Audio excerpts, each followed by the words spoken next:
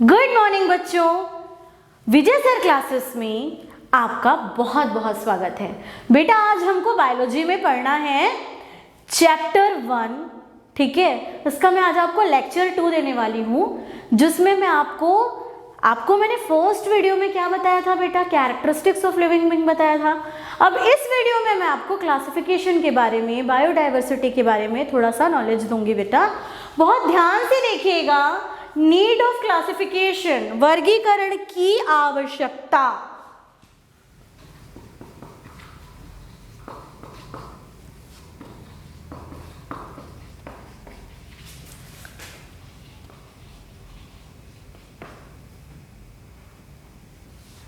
वर्गीकरण की आवश्यकता क्यों होती है बेटा? किसी चीज को क्लासिफाई करने की नीड क्यों होती है? किसी चीज को वर्गीकृत करने की नीड क्यों होती है? क्यों आवश्यकता होती है? जैसे एक एग्जांपल ले लो, पापा जी अगर सब्जी मार्केट से सब्जी के थैले में पूरी की पूरी सब्जियां लाते हैं, तो मम्मी क्या करती है? बैगन उठा के एक पॉलिथीन में बांध के फ्रिज में रखेंगी या एक डब्बे में भर के रखेंगी, मिर्ची अलग बॉक्स में रखेंगी, ठीक है, टमाटर, धनिया, प्याज, आलू अलग अलग जगह पे सेट करके रख दिया जाता है। इसका रीजन क्या होता है पता है? ताकि अगर आपसे कोई प्याज मांगे तो आप प्याज की जगह से उसको उठा के दो, एक सिस्टमेटिकली अरेंजमेंट। तो यही होता है लिविंग ऑर्गेनिजम्स में। अगर किसी लिविंग ऑर्गेनिजम्स को उनके कैरेक्टरिस्टिक्स के बेसिस पे एक स्पेशल टाइप के टैक्सा में डाल दिया जाए, जैसे मैमल्स को रखा गया है क्लास मैमेलिया में, सारे मैमल्स इसी में हैं। मैमल्स का सबसे स्पेशल कैरेक्टर क्या है? प्रेजेंस ऑफ मेमोरी ग्लैंड, स्तन ग्रंथियों का पाया जाना, पूरे शरीर पर हेयर्स या बाल का उपस्थित होना और एक्सटर्नल ईयर पिन्ना प्रेजेंट होना। बाह्य कर्ण जो है ना, छोटे से चूहे के लेके बड़े से हाथी तक में बाह्य कर्ण या एक्सटर्नल ईयर पिन्ना होता है।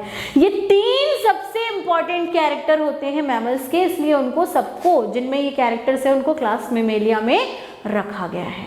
तो क्लासिफिकेशन कर दिया तो आपको इजी हो गया पढ़ने की। ये मैमेलिया है, ये रेप्टिलिया है, ये एव्स है, ये बर्ड्स है, ठीक है, ये एम्फीबिया है। तो ये जो अरेंजमेंट है ना बेटा, आपकी स्टडी को आसान बनाता है, आपकी डेली लाइफ को आसान बनाता है। जब आप किसी ऑर्गेनिज्म को क्लासिफाई कर लेते हो, किसी प्लांट को, किसी एनिमल को क्लासिफाई कर लेते हो, तो उसके कैरेक्टरिस्टिक्स देखते हो, उसके चारित्रिक गुण देखते हो, उसकी विशेषताएं देखते हो। और क्योंकि आप उसका चारित्रिक गुण या उसकी विशेषता देख रहे हो बेटा, तो आपको उसके बारे में सब कुछ पता होगा। वो जंतु कहाँ मिलेगा, कैसे स्थान पे रहता है, क्या खाता है, कैसा है, शाकाहारी है कि मांसाहारी है, उसमें पॉइजन प्रेजेंट है क्या, या उसमें कुछ ऐसी क्वालिटी प्रेजेंट है क्या, कुछ मेडिसिनल यूज आ सकता है क्या, जो आपकी डेली लाइफ को क्या करता है, बहुत आसान बना देता है। तो आपकी डेली लाइफ के लिए, आपकी डेली लाइफ में जो चीज़ों को उपयोग में लाते हो उनके लिए, किसी भी व्यक्ति के स्टडी के लिए, किसी दूसरे ऑर्गेनिज्म पे रिसर्च के लिए, ठीक है, या मेडिसिन पर्पज से, इस सभी पर्पज से किसी भी चीज का क्लासिफिकेशन बहुत इंपॉर्टेंट है। जब तक आप क्लासिफाई नहीं करोगे तब तक आपको पता कैसे होगा कि कौन सी चीज क्या है? आपने क्लासिफाई किया है तब आपको पता है कि आपकी बुक रैक में जितनी बुक्स रखी है उसमें फिजिक्स की बुक कहाँ है, केमिस्ट्री की बुक कहाँ है, बायोलॉजी की बुक कहाँ है, ठीक है। तो क्लासिफिकेशन किसी चीज की स्टडी को क्या कर देता है? आसान बना देता है। इसलिए बेटा क्लासिफिकेशन की आवश्यकता होती है, नीड होती है क्लासिफिकेशन की, ठीक है। अब देखिए, क्लासिफिकेशन जो है, जो लिविंग ऑर्गेनिजम्स होते हैं, ठीक है, लिविंग ऑर्गेनिजम्स जो हैं, उनका जो क्लासिफिकेशन किया जाता है उसकी ब्रांच को क्या कहा जाता है? टैक्सोनॉमी।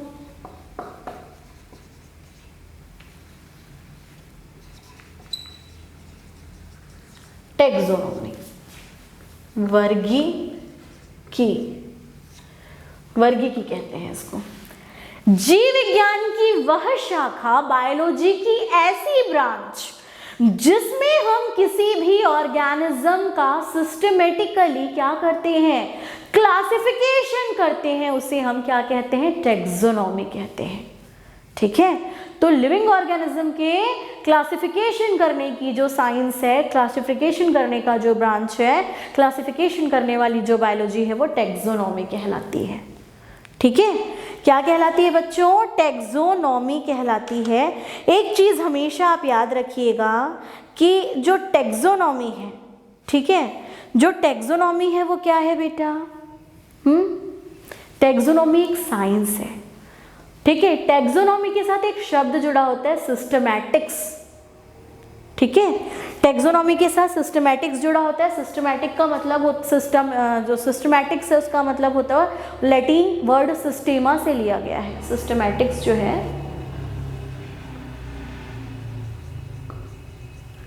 ठीक है, सिस्टमैटिक्स का मतलब जो सिस्टमैटिक शब्द है ये लैटिन शब्द, लैटिन जो शब्द है सिस्टेमा, इससे लिया गया है। और सिस्टेमा का क्या मतलब होता है बेटा? सिस्टेमा का क्या मतलब होता है बताइए? सिस्टेमा का मतलब होता है अरेंजमेंट,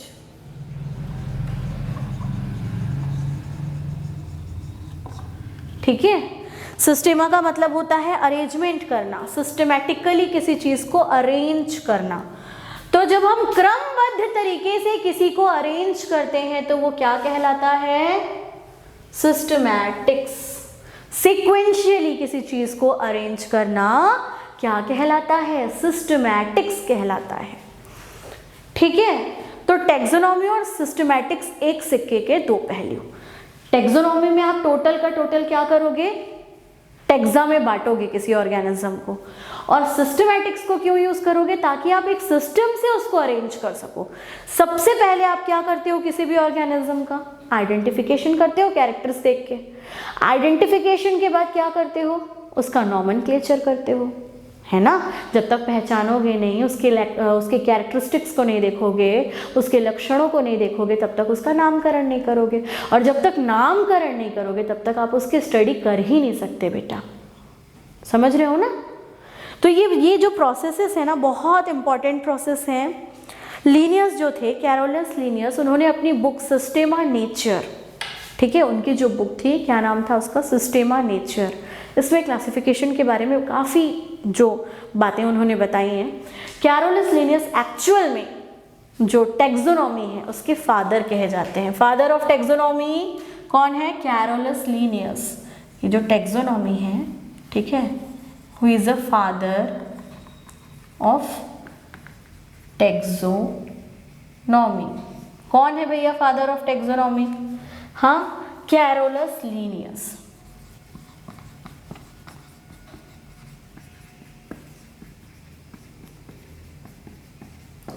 कैरोलस लिनियस जो है वो क्या है? फादर ऑफ टैक्सोनॉमी है, ठीक है बच्चों।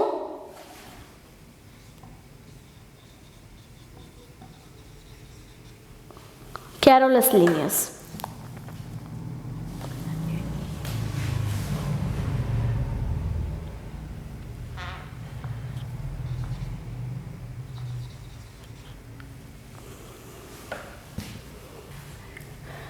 ये Carolus Linnaeus father of taxonomy कहलाते हैं। जो टैक्सोनॉमी थी ना बेटा, उनका जो खोज करने वाले थे, उनके ऊपर बहुत सारा वर्क करने वाले थे, वो कौन थे? कैरोलस लिनियस थे। एक बहुत इंटरेस्टिंग बात बताती हूँ। कैरोलस लिनियस ने जब नॉमेनक्लेचर दिया था, ठीक है, जिस टाइम पे उन्होंने नॉमेनक्लेचर दिया था, टैक्सोनॉमी कर रहे थे, तो टैक्सोनॉमी की बहुत अलग अलग पार्ट्स उन्होंने निकाले, ठीक है।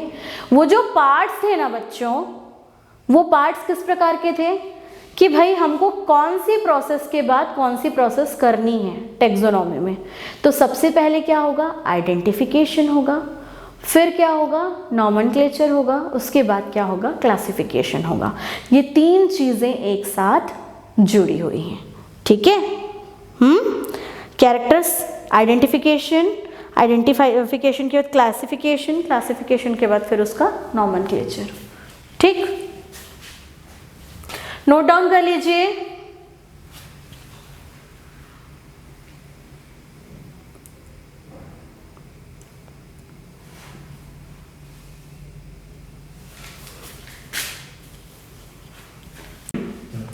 बेटा देखिए, जहां बात आ रही है वर्गीकरण की, टैक्सोनॉमी की, वहाँ पे कैरेक्टराइजेशन होता है, उसके लक्षणों को देखा जाता है। आइडेंटिफिकेशन होता है, पहचाना जाता है लक्षणों को देख के कि भैया ये ऑर्गेनिज्म वर्टिब्रेट है कि इनवर्टिब्रेट है, ये प्लांट जिम्नोस्पर्म है कि एंजियोस्पर्म है। उसके बाद क्लासिफिकेशन उसका करके नॉमेनक्लेचर किया जाता है, ठीक है, नाम रखा जाता है। तो ये जो प्रोसेसेस है, कैरेक्टराइजेशन, आइडेंटिफिकेशन और क्लासिफिकेशन, ये जो प्रक्रियाएं हैं ना, ये प्रक्रियाएं टैक्सोनॉमी का क्या होती हैं, वर्गीकरण का आधार होती हैं, ठीक है। वर्गीकरण का क्या होती है बेटा, आधार होती है। वर्गीकरण वह प्रक्रिया है, बहुत ध्यान से सुनिएगा बच्चों, वर्गीकरण वह प्रक्रिया है जिसमें क्या होता है, जो जीव होता है ना उसको क्या करते हैं, वर्गीकृत करते हैं,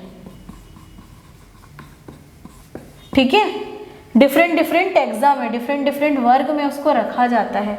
जैसे क्लास एव्स में सारे के सारे बर्ड्स को रखा गया है ना, पक्षी वर्ग में पक्षियों को रखा गया है। सिस्टमैटिक्स शब्द जो है, मैं पहले ही आपको बता चुकी हूँ, लैटिन शब्द सिस्टेमा से मिलकर बना है। और ये जो लैटिन शब्द है सिस्टेमा, इसका क्या मतलब होता है बेटा, सिस्टमैटिक अरेंजमेंट। इसका अर्थ होता है क्रमबद्ध तरीके से किसी चीज को व्यवस्थित करना। जैसे आपके बुक शेल्फ में मैंने बोला था, फिजिक्स की बुक अलग, बायोलॉजी की बुक अलग और केमिस्ट्री की बुक अलग मिलेंगी, ठीक है। तो आपने सिस्टमेटिकली अरेंज करके रखा है। मम्मी ने अपने किचन में जो बर्तन रैक होता है उसमें ग्लास अलग, थाली अलग, चम्मच अलग, कटोरी अलग, सब चीज़ अलग करके रखा है। तो ये जो सिस्टम होता है क्लासिफिकेशन का, एक सीक्वेंशियली क्रमबद्ध तरीके से किसी चीज़ को व्यवस्थित करने का मैकेनिज्म है। एक्चुअल में सिस्टमैटिक्स में इवोल्यूशनरी रिलेशनशिप को ध्यान में रखा जाता है बेटा। किसको ध्यान में रखा जाता है, इवोल्यूशनरी रिलेशनशिप को ध्यान में रखा जाता है। सिस्टमैटिक्स में आइडेंटिफिकेशन, नॉमेनक्लेचर और क्लासिफिकेशन इंक्लूड करके इसके स्कोप को क्या किया गया है, बढ़ा दिया गया है, ठीक है। मैं आपको जितनी चीजें पढ़ा रही हूँ आपके एनसीईआरटी बुक के अकॉर्डिंग पढ़ा रही हूँ बच्चों, समझ रहे हैं आप, आपको आपके एनसीईआरटी बुक के हिसाब से ही मैं बता रही हूँ। अब आपको क्या देखना है बेटा, special groups of living being. कुछ स्पेशल ग्रुप्स बताती हूँ क्लासिफिकेशन के अकॉर्डिंग, ठीक है, बहुत ध्यान से देखिएगा। Special group of living beings, ये जो स्पेशल ग्रुप्स होते हैं ना लिविंग बीइंग के, इनमें क्या होता है बच्चों, सजीवों के विशेष समूह कहते हैं हम इसको, ठीक है। क्या कहते हैं, सजीवों के विशेष समूह।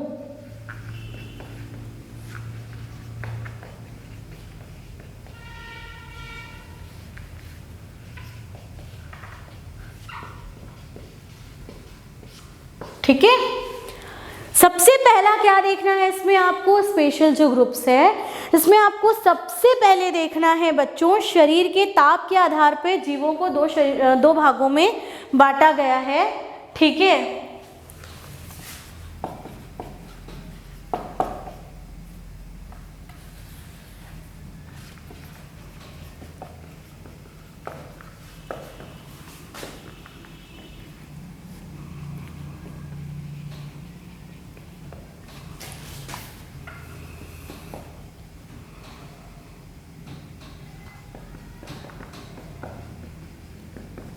On the basis of body temperature, on the basis of body temperature, ठीक है।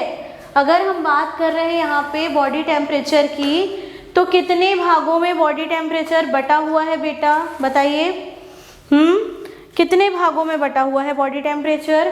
बॉडी टेम्परेचर के बेसिस पे ऑर्गेनिजम्स को हम दो बराबर भागों में बांट देते हैं। कौन से बराबर भागों में बांटते हैं? दो बराबर भागों में बांट देते हैं। पहला होता है शीत रुधिर तापी, ठीक है, शीत रुधिर तापी, इसे कहते हैं कोल्ड ब्लडेड एनिमल, ठीक है। उसके बाद होता है गर्म रुधिर तापी, इसे कहते हैं वार्म ब्लडेड एनिमल। ठीक है, इनके लिए कुछ स्पेशल टाइप के वर्ड्स भी यूज किए जाते हैं बेटा।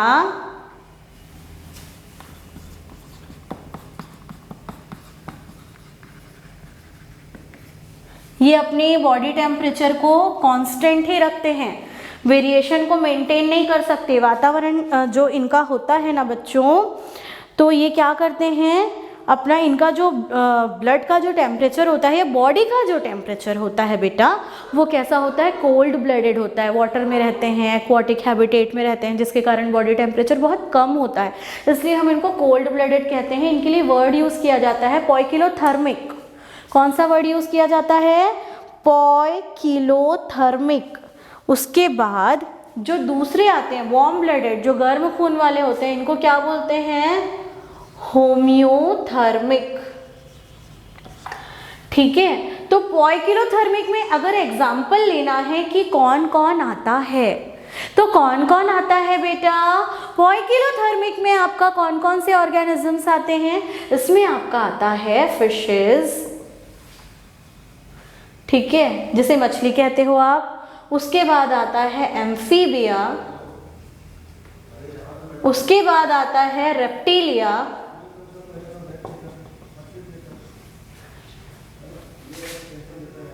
ठीक है, उसके बाद आता है रेप्टिलिया।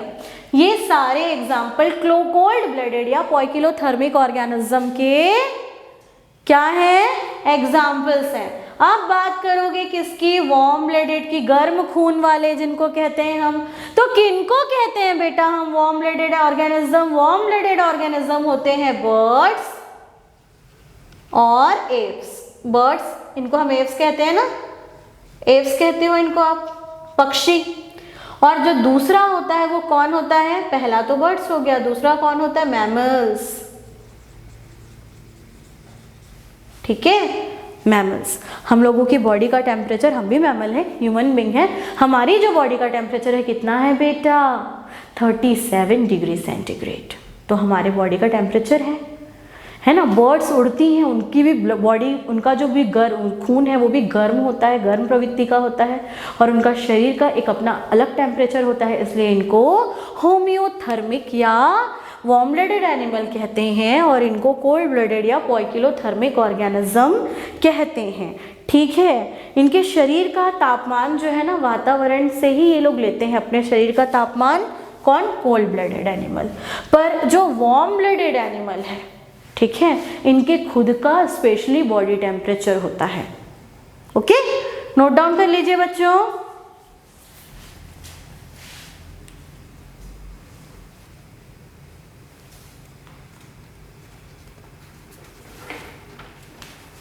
बेटा अब आपको देखना है जो स्पेशल ग्रुप्स हैं लिविंग बीइंग के, जैसा क्लासिफिकेशन में स्पेशल ग्रुप्स के बेसिस पे किया गया है जो classification, on the basis of salt concentration. कुछ ऐसे लिविंग ऑर्गेनिजम्स होते हैं जो अपनी बॉडी में सॉल्ट का बहुत ज़्यादा कंसंट्रेशन, हाई कंसंट्रेशन को भी क्या करते हैं, बर्दाश्त कर लेते हैं। ठीक है, उच्च सांद्रता जो होती है ना लवण की, किसकी उच्च सांद्रता, लवण की। ठीक है, एक मिनट रुको।